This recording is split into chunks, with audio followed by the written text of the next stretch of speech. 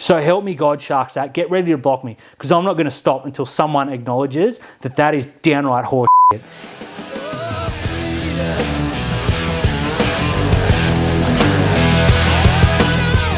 Hey everyone, welcome back to another episode of Rugby League Outlaws, brought to you by our good mates at Omni Merch. Links in the description below. Don't forget to like and subscribe everywhere you can. We're going to run straight into our Shark segment, unfortunately, but hey, this could go all night. We may not get to anything else. But before we do, great shout outs to our mates at Win It Civil Grading. Now, if we were going to civil grade the Sharks this week, it would be an F. Because they were diabolical. This though, the ground looked good. The ground looked spectacular. It looked like a carpet until we went number 2 on it. But anyways, I've been getting messages all day saying, Dan, we need you on tonight. Like that was ever not going to happen. Mm-hmm. So let's talk about the many elephants in the room. Mm-hmm. We are too slow for this modern game. Can I say something, all right? It's your show too. Because you and I have been talking about this for weeks now, and I've said the new rules don't favour us. Mm-hmm. And I think, like, God bless you, I think you got caught up in week 1. Oh, yeah, I do that. Yeah. Because after week 1, you were like, this is all good, we're flying, blah, blah, blah. We took on Penrith, and I said, these new rules that they've brought in, the new 6 agains, they favour the teams like Melbourne, they favour the teams like Penrith, even the Dolphins, who don't have a big forward pack at all, but they're mobile, they've got good footwork, they've got late footwork, they've got lots of pace out wide, and they've got halves with pace that can play direct and can play sideways. That's who this favours. Now, we had been building for so long because of the 6 again rules outside of the 40, and you can get teams into a grind. And we were happy to give away a penalty on the 20-metre line because it gave our defensive line a chance to reset. Now, people will know that I did the Craig Fitzgibbon podcast because I am, pretty high on Craig Fitzgibbon. Give that a listen if you want. But for the last 5 years, we've been the 3rd best attacking team, the 3rd best defensive team, the 3rd best team in the competition. Doesn't change, right? Pretty good. So we had been building for these new rules. Then all of a sudden, we bring the players in that we want. Your Kafusis, your Adam Fanua, Blakes, blah, blah, blah, whoever you want to talk about. And then they change the rules and they bring it back to a fast game.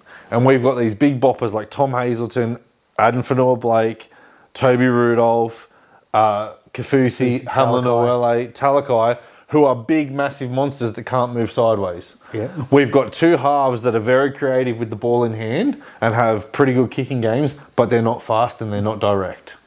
We've got a fullback who's okay for what he's being paid. He's okay for what he's being paid, right? But he's not fast and he's not creative.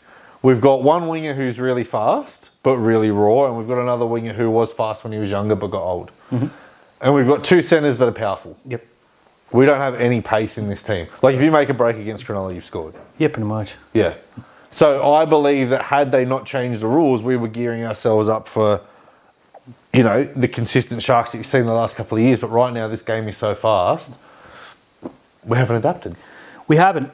And I think a lot of that sits on one Britt Nikora. Now, I'm not going to say he's solely responsible for this, but I wrote on Zero Tackle earlier in the week, and I say please check it out, but I genuinely mean please check it out. This is one of the ones that I actually put a lot of effort into.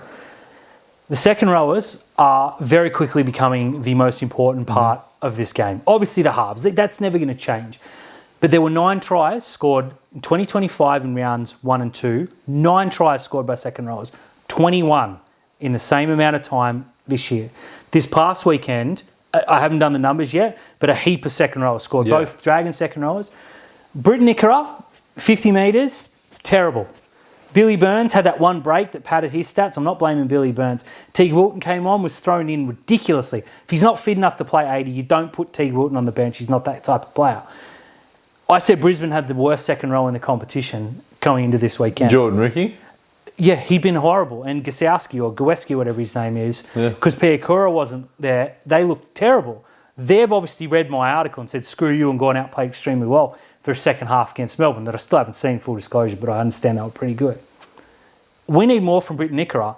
An $800,000 walk-up rep. He's Kiwi, he walks into a side that's the second best international team in the world, and I actually think they're the favourites, as we discussed last week, for the World Cup coming up. He should be embarrassed with his efforts so far. He should be dropped this weekend. I will not hear an argument against that. Back to the bench. Yeah, I would straight up drop him. I'd say that's not good enough. You know better. Put him on the bench and don't pick him. Whatever. Braden Ueli, done. Too slow. Can't play. Tom Hazelton cannot line up this weekend. Name him on the bench. Gornskis cannot play. He's too slow. He's too immobile. He's too unfit. We're blowing after 17 minutes the other day. Adam Fanua-Blake is not going to avoid the evisceration here. He was terrible this week. He was not unfit because the bloke's fit as. He's just carrying us and it's starting to wear on his body. 17 minutes in, both our middles are gasping for air. Fitzgibbon's sitting there doing this. Yeah. They score a try. We go back, do it again, and they run through our middles before Toby Rudolph comes on, injects some oomph, and we get on top straight away. He throws Kafusi on, who's a lumbering middle that's got no spark whatsoever. He had one good offload and otherwise was just nothing. Sifa Talakai, did he even play on the weekend? This is a bloke. A couple of good runs. This is a bloke who's humongous, an aggressive beast middle. He's playing like 7 minute stints and getting hooked, and he's bent over blowing. I'm not saying that these guys are unfit. That would be astronomically incorrect. It was hot the other day. It was humid. I get it. It was hot and humid. We got bossed by second rowers, Kafusi and Gilbert playing in the middle. And Fitzgibbon did nothing. That is my problem. This is what I mean about the new rules. You're talking about Gilbert and Kafusi playing in the middle. Kafusi played in the middle for a long time now, since he's been at the Dolphins. He's a second rower. He is a second rower who's turned into a prop, and that's the same as Tom Gilbert. But that's the kind of thinking that these coaches who have evolved and adapt into it. You know, like Penrith a couple of years ago had James Fisher-Harris and Moses Leota, right? Mm. Fisher-Harris is gone. They didn't replace him with another big guy. They put a tall mobile guy in there. You know, and when Perth were going to throw all that money at Liam Henry, Penrith didn't turn around and like try and fight for that because they see the writing coming, right? So, yeah. Why didn't he pick Hohepa-Puru? You got a mobile forward who played really well last week, and you just dropped him and you sat Hamlet or Braden Ueli rather on the bench. He's too big and slow for this game. Now it's going to be at a point where you can put him in for 10 minutes. That's going to be fine, but okay, it's 10 minutes. People were calling for big Tukes or huge Tukes to come in. He was bossed in reserve grade. He's done. He is way too big and way too slow. And this is coming from, excuse the pun, a huge fan of huge Tukes. He's a brilliant player. He's just not up. No, I know your things, but he's just not up to it. Hohepa-Puru is the fastest forward we've got by a mile. Who was our best forward the other night? Jesse Colquhoun, because he's the most mobile. Who was the best forward last week? Jesse Colquhoun. This isn't rocket science, and a bloke who I'm calling Anthony C. Bald, B-A-L-D, that's funny, check it out, is just sitting there doing this, and then goes in and says, I wasn't upset with the effort in the middle. What the hell do they have to do to annoy this bloke? They could go out there, pull their pants down and shit on halfway, and he's going to go, that's a pretty good shit. Yeah, that's a good shit, yeah. If that's the Craig Fitzgibbon that we're going to get, there's rumours that he is either re-signing or has re-signed. Sharks, if anyone's watching you, I dare you to post that on social media and see where that gets you. Because if there aren't people down there causing all sorts of trouble, my word. We have heard from people close enough to the club that says that Fitz is pretty reserved in the press conferences. He won't go and throw anyone under the bus. And we've seen that in his tenure at the club. Since 2002, whenever we've had a bad performance, he's always walked in there and said, I was pretty happy with things. We can take some things out of that. Like, we got beaten 48-0 by Penrith, you know, at Penrith Stadium one year, and he turned around and said, oh yeah, there was things that I can take away from that game. Apparently behind the scenes, he's a prick. Well, he needs to be. And he needs to drop 3 players this week. Yeah. Or go in and make a statement. Just do something. The other thing with Craig Fitzgibbon, though, is having a look at the box on the weekend. You see Daniel Holdsworth and Stephen Price next to him. That's got to change. And I know Frederick Michalak's coming, but even still, that doesn't inspire me with like some oomph, you know. Last year, the Roosters, even though we beat them, had Justin Holbrook, who's now the Knights coach. They've won 2 games. Yeah, they're looking good. Look, we're not throwing the water. We're not throwing the toys out of the cot. Yeah, we've lost 2 games. Yeah, 2016 we won the comp from this exact position, 1 from 3. So it's not like we're calling this. My concern is that our coach is so rigid and won't do changes unless he gets dragged, kicking and screaming. The rules have changed. The game is different to what it was this time last year. Mm-hmm. He has not adapted, and unless I want to see a name made a scapegoat this week. Now, I think it'll be Hazelton. I think he'll get dropped to the bench. I just think he's the easiest. I want to see Nickera out of the team altogether. If they need to release, hey, he's got a knee injury, whatever. I just get him away from football for a week and say, remember what you were last week when you came back? You were a downright killer in the middle. That's the Brit Nickera we want to see. And if I see Jesse Ramien's name on the team sheet this weekend, so help me God, Sharks out, get ready to block me, because I'm not going to stop until someone acknowledges that is downright horse shit. Terry, you or I, or producer Dids, could go out onto the street and pick any person on the street. They're a better footballer than Jesse Ramien is right this minute. I'm not going to argue with you as well now. Bring Hiroti in. I'm calling for Hiroti. That's what you've done to me. Chris Fowler, Michael Gabriel. It's not going to be Gabriel because he was... So Newtown, check Finn's up because I got a Newtown rant that I don't have the energy for tonight. Okay, cool. Now, the wrong players have been signalled out for this as well. Lots of people going after Will Kennedy.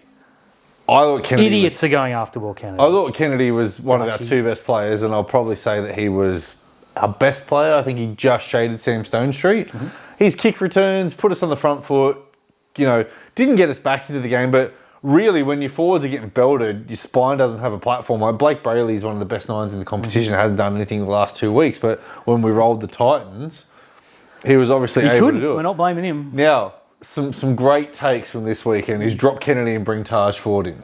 Yeah, I love this. Man. Taj Ford has a contract with Newtown. Yep. He's literally ineligible to play. He cannot play for Cronulla unless we sign him. Let's bring him in, though. Let's bring him in. Because that'll work. Earlier. And people are saying that we need to drop Stone Street and not Katoa. Yeah.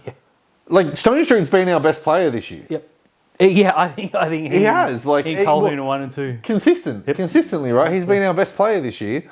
And Katoa, like, I can't fault his effort. He's leading the NRL in tackle breaks, but he's going sideways. Yeah, it's all sideways. He goes sideways, it's breaks a tackle, economy. Comes back, breaks a tackle, comes back, breaks a tackle, and then gets tackled in the same spot. Now, I've got nothing against Katoa at the moment because I just don't think we have the troops to back it up, but if Ronaldo Mulatalo was available tomorrow, it's bye-bye Katoa. It's not bye-bye Stone Street. No, it's not even close. That try that Stone Street scored on the weekend, Katoa of 2019 scores that. Yep. Katoa of 2026 doesn't get anywhere near that. No, he gets caught by Katoa, funnily enough. Someone actually called for Liam Eisen to come in this week. He's got one leg. We've got to play Liam Eisen, who hasn't played in over a year, and he's injured. Yeah. Ruled out, not playing for Newtown. Now, Taj Ford's a very talented player. But again, so is Dylan Edwards. They're both as eligible as each other to play for Cronulla next weekend. Please drop that garbage. I thought Kennedy was really good the other night, but Sam Stonestreet. Now, you and I wouldn't call him a mate, but we're well-wishers, and he was lovely enough to chat with us, and we're fans of his. He was breathtaking the other night. Scored a ripper try, almost had a second that no other player gets near. Has won every contest in the year for two straight weeks. Has one error this year in the last minute of a Titans game that we had parcelled up because he jumped to catch a ball. Kennedy tried to throw his head. It happens. He was so good. He was our leading meter eater the other day. Got belted by Tom Gilbert and all of a sudden he had a bad game. Everyone's like, oh, Ray Stone hit him. Oh, Ray Stone, that was it. Because Braden Trindle was standing in his way and he tried not to give a shepherd and ran into Tom Gilbert, who's a noted hitman. And everyone, idiots I should say, go, oh, he got folded. He doesn't go forward. He had more post-contact meters than Iro, I believe. Iro, can he not jump? No. Is he coached to not jump or his legs just don't work that way? He tried to jump and it was terrible. He pushed the earth down. You got thighs the size of friggin' South Australia, dead set. He's still my favourite player and I'll never get off that. But the ball went up in the air and you see him look and think, oh crap, here comes Iro. He doesn't jump. I've got to tell you something that really annoyed me. I know you're going to go on a ref rant a little bit later, so I just need to have a ref rant in this game. But it's 10-6. Jesse Colquhoun throws the ball out the back and gets whacked by Ray Stone. Yeah. And the commentator said, oh, what a hit by Ray Stone. He's a hitman, he's a hitman. They show the replay of it and it was late. Incredibly late, right? Nothing happens. We kick the ball down the field. 3 tackles later, the Dolphins go to the left. Herbie Farnworth cuts through. Hammer scores under the post. And as Cronulla are walking back, it pops up on the screen, Ray Stone's on report. Yeah, it's just absolutely garbage. Now, we have seen Brit Nickera suspended, sin bin Yep. against the Bulldogs 6 minutes after. for something that happened 4 tackles later when we had the ball. Yeah. You cannot tell me that the bunker can't turn around and go, whoa, hang on a second. If this is a reportable offence, bring it back. Yeah, spot on. It's the NRL are not a serious. No, I'm struggling. I don't go on a ref's fault because we lost 28-10, 38-10, whatever it was. Didn't help. But it was bad. It didn't help. Yeah. That's absolutely not the reason. But it's bad over the whole weekend. It's been bad over the whole weekend. Definitely more on that later. Yeah. But mate, let's just get out of here. Ramien Nicola Hazelton will be very lucky to be named. Yeah. Hohepa has to come in. Yeah. Why they put Beryl, he didn't play any minutes this week, and we had Hohepa Puru, the best lock in the competition, New South Wales Cup, playing 9. Yeah, we need to get out of here before I start my Newtown rant. Check fins up, trust me.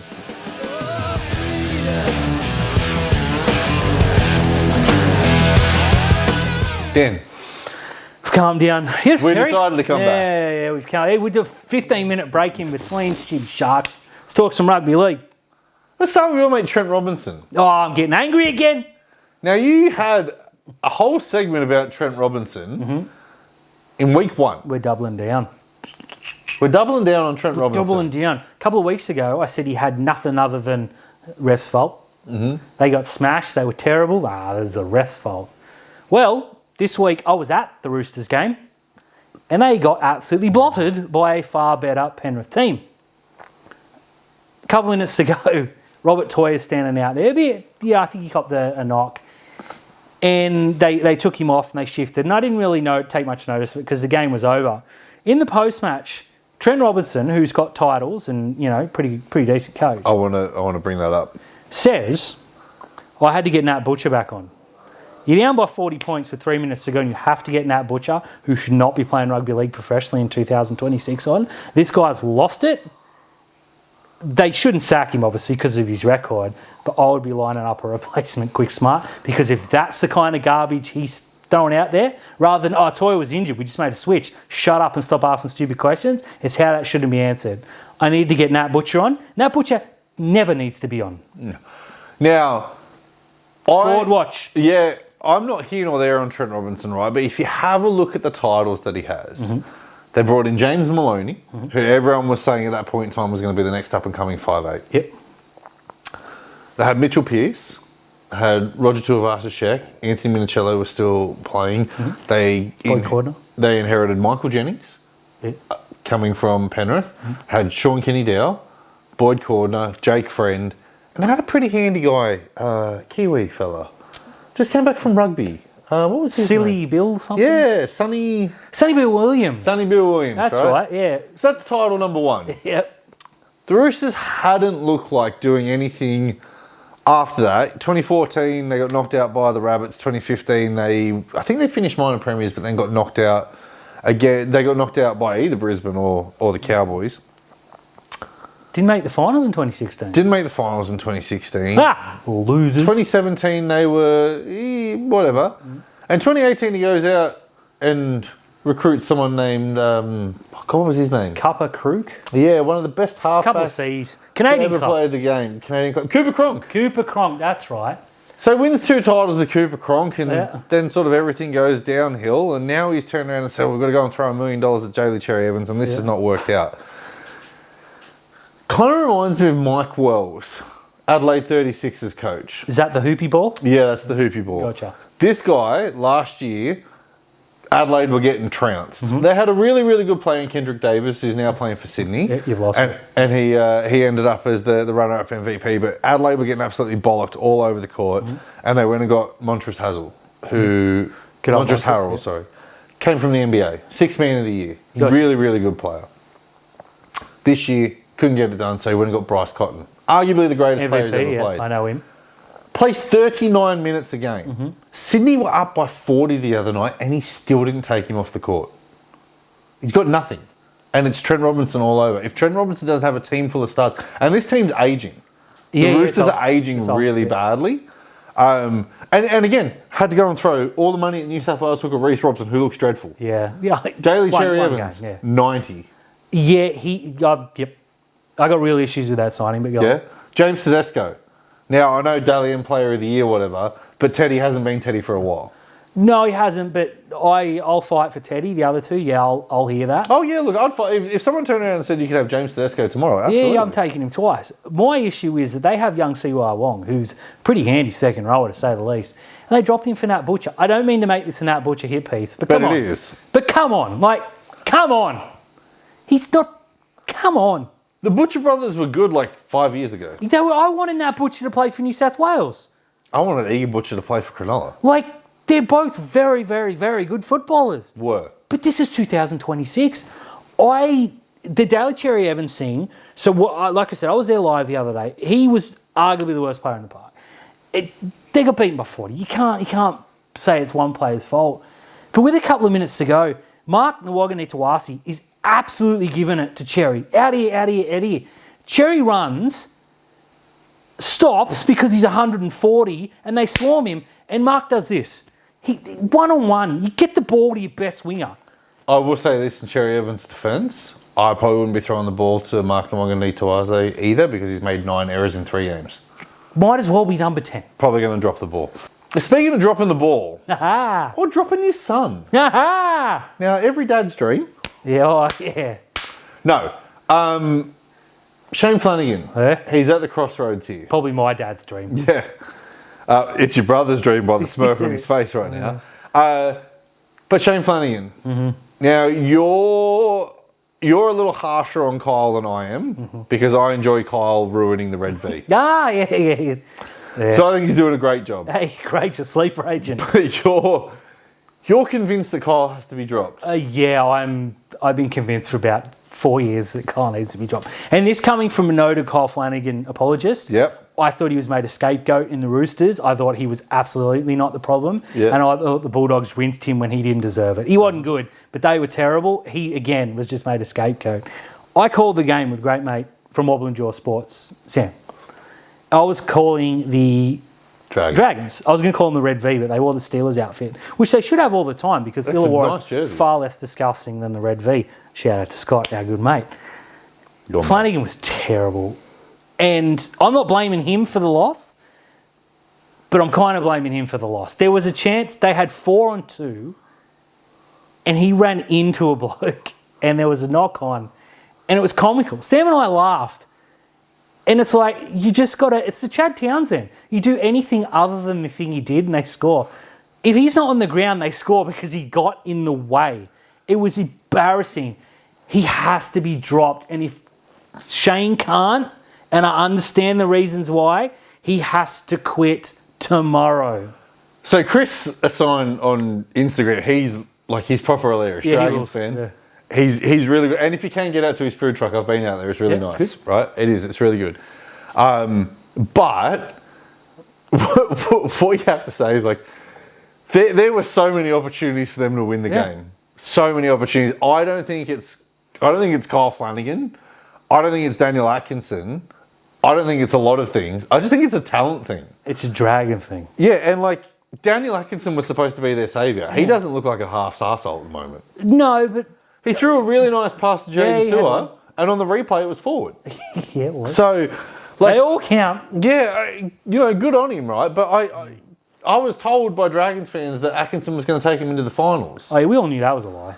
Yeah. Anyway, I'm just picking him. Flanagan needs to do something because they've got a crop of young I'll tell you what he can do first.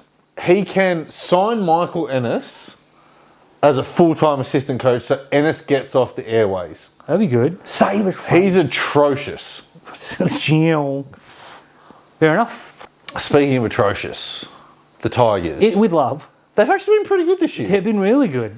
Very unlucky. Jarome Luai's gone down with a knee injury and Adam Doueihi has gone down with a hamstring injury. Both potential long-term. Yeah, and Bud Sullivan has left and gone to South. Yeah. What's the play here? Jock Madden? I think Jock Madden and Happy Coruscant is going to have to play 7. Well, luckily for them, they got Talon De Silva. No, he's at Parramatta now. Yeah, I know. Yeah, that's the joke. I don't know because there's so much movement. They do have that young kid that was really good in the under-19s last year. The fact that you don't even know his name? Yeah, it's a real ringing endorsement, but I think they might have to pull that trigger. I really enjoyed the way the Tigers started the season. Yeah. They lapped it. Anytime they belt the Cowboys. It's always fun. But I think Kai Pearce Fall's fun, and I love the Finers.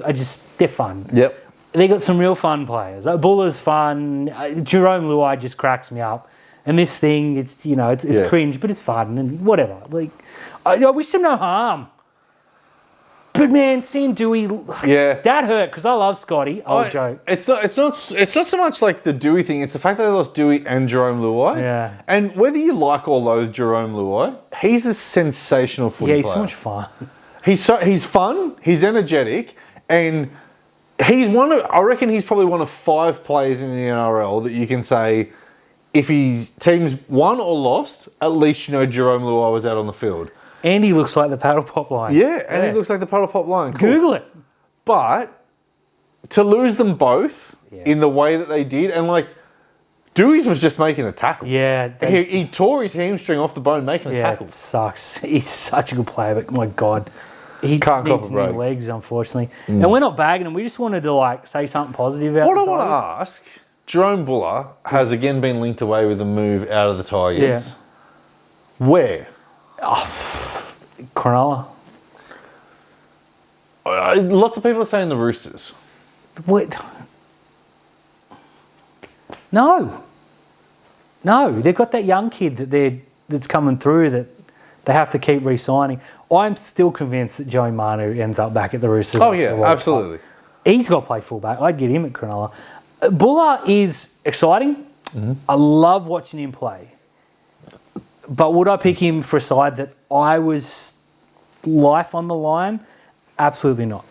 And I think that is a little bit... I think he re-signs at the Tigers long term, but he's one of these players that is going to keep saying, I know you re-signed last week, but he's linked away. Yeah. We saw that with Lomax. He signed for the Western Force. The Daily Telegraph had a which NRL teams are you going to return to within an hour. That's what I see. Yeah, and it's the same as David Feeder. David Feeder is re-signed with the Gold Coast Titans. The next day, it's like, where will Fafita play next year? Yeah, it's us in the end. Where's Tino going? Oh, mate, poor Tigers. Now, Penrith. Not poor Penrith. No, not poor Penrith. I put it in our group chat a few weeks ago that the new rules are designed for Penrith. Mm-hmm. I think after looking at it, I think they were designed by Penrith.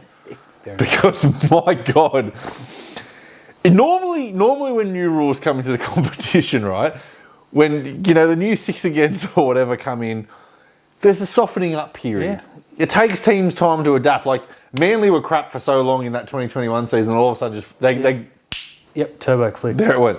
Saab, yeah. Penrith knew this was coming. Yeah. They knew it. They did. They had inside word. They must have. Because at the back end of last year, at the start of last year and the back end of last year, they looked tired. Yeah. They looked goosed, right? And I firmly believe that had they got past Brisbane, they were going to get done by Melbourne. Yeah, probably.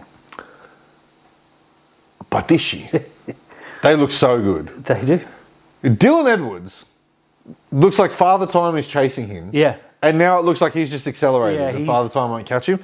Casey McLean is the best centre in the competition at the moment, in form. Yep. He's It's pretty good. You and I did a podcast, not last off-season, the off-season before, where we ranked the top 10 players in each position. Yep. And I think we need to go back and do the wingers. Yeah, we can do that. Brian Toto is the best winger I've ever seen play. Yeah, pretty good. That try he scored the other night. Yeah. We were right in line with that. Yeah. That was beautiful. Brian Toto Can is the best winger right now that I've ever seen. Can play. I just He's push above back Brett just Morris. a little bit and No. say Tom Jenkins might be the form winger of the competition? He's so good. He's leading the NRL and he's in a tries. bloke that Newcastle said, you are too terrible for us. Twice. He's a Newcastle junior that went to Penrith, And then they couldn't. tore the New South Wales Cup up, went to Newcastle and sucked. Yep. Went back to Penrith and has scored 8 tries in 3 games. He's a genius. Paul Alamotti was too terrible for the Bulldogs that came second last or last. yeah. Now he could be the form centre of the competition. It's Casey McLean. Blaze Talangi, I'm a huge fan of Blaze I'm Talangi. a huge fan of Blaze Talangi as well. I think he's the weak link that they've got at the moment. Oh, But yeah, you he's can't only expose 9.5 out of 10. Yeah, you can't- Oh, he sucks. Their second rowers, though, Yeah. Papali is killing people again. He's second rower, Luke not a good. Garner. Luke Garner's a freak. And I was a little bit worried that Liam Martin might be a little bit slow. I take it back. He was so good. If He looks like he's lost a bit of weight. he That's because he got a coach that knows what they're doing. They say, oh, your new rules, get fitter. More fit, as if Liam Martin's like the fittest bloke in the world. Huge if, Origin football is refereed the same as we've seen the first 3 weeks, which it will not be. New South Wales win by 110 points. Yeah, 3-0. It will not be refereed the same, but they just pick as many Penrith players as they can, put them in. I know that hasn't worked historically for the past 10 years, but this year they have to do that. Well, Casey McLean's eligible. Yeah. Brian Toto. Yep. You're going to get Stephen Crichton, who's still got the Panther stink on him. Put Tom Jenkins in. Yeah, I'm picking them. Yeah. Edwards. Pick them all. Talangi. Yeah, Talangi's a Kiwi, Penrith. whatever. Just pick him. Just pick Penrith against Queensland. Yeah, That's fair. it's insane. And if you have to, sit Moses Leota out. Well, you have to because he's a Kiwi. Although, So is Adam Fanua-Blake. yeah, well, who knows actually? Check the rules and pick as many as you can. My God, they are good, and I hate it so much. What isn't good, and what we hate even more, has been the state of the officiating over the coming weeks. Now, I've got a few people who I follow on Twitter who watch the game just to bag the referees. Yeah. And I've never really gotten into the spirit of having a look and really critiquing officials, Don't right? go looking for negatives, yeah. However, the opening 3 weeks, you can't convince me that the Bulldogs haven't been gifted a game against Canberra and that the referees haven't been so bad in a lot of their interpretations. I'm also of the opinion that anyone in the bunker is an idiot. Yeah. Blanket statement? The bunker needs to be completely independent. We've been saying this for years. Yeah. Needs to be completely independent because when one referee is going upstairs to another referee and saying, like Ashley Klein, give you a perfect example. Ashley Klein on the weekend calls a penalty try for Parramatta. Yeah. Was Ashley Klein? He went up no try. He went up no try, he said, but look for the penalty try, gotcha. right? Now, the referee has said, the video referee has heard that and gone, Ashley Klein said penalty try and said, in our opinion, Jonah Pezzett would catch that ball and score. You don't know Jonah Pezzett's going to catch that ball 3 metres out from the line. You don't know if he's going to drop it. Yeah. In the proximity that Jaden Sewell was in, Jaden Sewell was going to tackle him. Yeah. Clint Gutherson was there. Yeah, ball landed on his chest. Ball landed on his chest. And guess what? It was grounded in the in-goal area by the winger. What's his name? Setu. Yeah. Setu. Sue. Yeah. That's not a penalty try. Setu 2. Setu 2. I'm annoyed because he wears a number 5. It should be the number 2. Yes. What a marketing opportunity. Yeah, it could have called him Tutu. Setu 2. I don't understand that, right? And then there was the ruling in the Sharks game, which you brought up with me, and so we've just quickly watched it again. Yeah. So Hervey Farnworth is pinged for playing the ball sideways. Yes. They said, we want a challenge. He said, you cannot challenge the incident. You can only challenge that he didn't play it sideways. They said, cool, challenge. And it wasted a challenge, right? It goes up, and the thing that the referee says you cannot challenge was ruled upon, and the penalty was given. Now, I'm okay with it because Brayley was in the way. Yeah, Brayley was in the way. But he said specifically, you cannot challenge this. They challenged it, and the bunker said they can challenge it, and they win. Who was wrong there? It's the same as when the player goes into touch, and you think it's been a second effort, and they turn around and say, you can't challenge the second effort, you can only challenge if they've gone into touch. Because most of the time you'll see a second and third effort to get the player in touch, but they turn around and say the left leg has gone into touch. Yes, because there was 5 people, 3 efforts to get him in touch, but they haven't ruled the penalty. Spot on. It's just, it's not serious. No. And that had no bearing on the game. No, it had no bearing on the game. And I just... But again, it was like what we talked about as well. There was a player hit late off the ball, kick down the field, they go and score, and then it comes up he's on report. Absolutely. But we've terrible. seen it in other games where they will take it back. Adam G is the best referee in the game, right? No. For mine, he is. Cool. I'll hear Wyatt Raymond for number 2. I think they're both pretty good. I have Adam G at number 2, Wyatt Raymond at number 3. I'm okay with it. Who's you got number 1? Ashley Klein, by far. Ashley Klein's the best referee in the game by far. No, Jesus, it's a sad state of affairs if that is true. The other night, there were so many nitpicky 6 against. Yeah. I don't blame him. That's the edict. That's the emails they've been sent. With a minute to go, Stephen Crichton lays on a player. Canberra about 10 metres out. It's the last tackle. Looks up at the ref, looks down, looks at his watch, does a Pilates class in the ruck. Nothing. Has a second effort. Nothing. And then Bulldogs fans are like, oh no, there's nothing wrong with that. You're just crying. That was the most blatant 6 again in that game, considerably. If something like that happens in the first minute, no one cares. It happened in the last attacking chance Canberra had.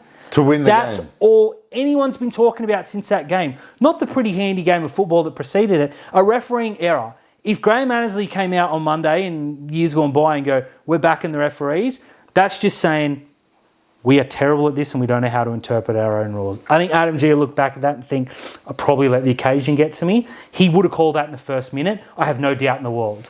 But again, this is why I hate the 6 again. And even still now, I want to refine the 6 again, right? Because I think the 6 again is a bailout. Because we saw one, again, in the Sharks game, and I'm only saying this because it's the only game I watched on the weekend, where a tackle was made and Brayley was the top part of the tackler, player falls to the ground, Brayley falls on him, 6 again, flop. He was the top part of the tackler, but 6 again, flop. The very next set, we see the same thing. Tom Gilbert's holding up Adam Fanua-Blake, flows him to the ground, jumps on him. Nothing. I don't like the 6 again rule because it just gives the referee a bailout. Just bring it back to penalties. Yeah, I'm at a point where I agree. And we saw earlier, I can't remember who it was, but there was it was Jason Ross, sorry. There was an ACL to Jermaine Hopgood. So unfortunately, he's out for the season. The tackle from Ryan Couchman had no malice in it whatsoever. No. It wasn't a typical hip drop, but it was a dangerous tackle. I watched the replay. I agree with the Sinby now. I didn't at the time, but it could have gone either way. Riles came out and said, there's no way he meant that. It's 99.9%. Those are no viciousness whatsoever. And I'm not suggesting there is here either. He said, you keep making these blokes tired, their legs are going to snap, as we saw with Adam Doueihi, or players are going to fall where they're tired, and we're going to see LCLs like this. Peter V'landis is sitting there going, we need a fast game. Players are literally snapping tendons off the bone because the game's too quick, having their ACLs torn from tired forwards falling on them, and we want more 6 agains? The email should go out, I'm an idiot and I quit, I'm just going to do the financials, because financially he's brilliant.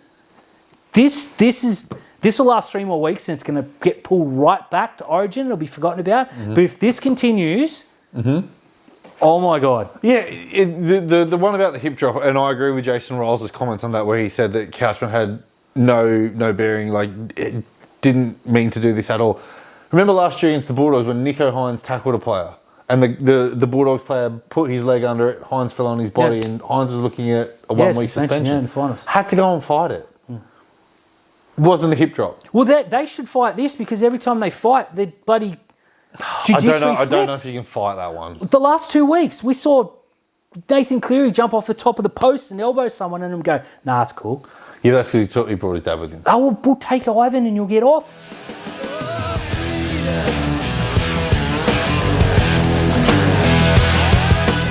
Hey everyone, Hey everyone, I was supposed to do the outro.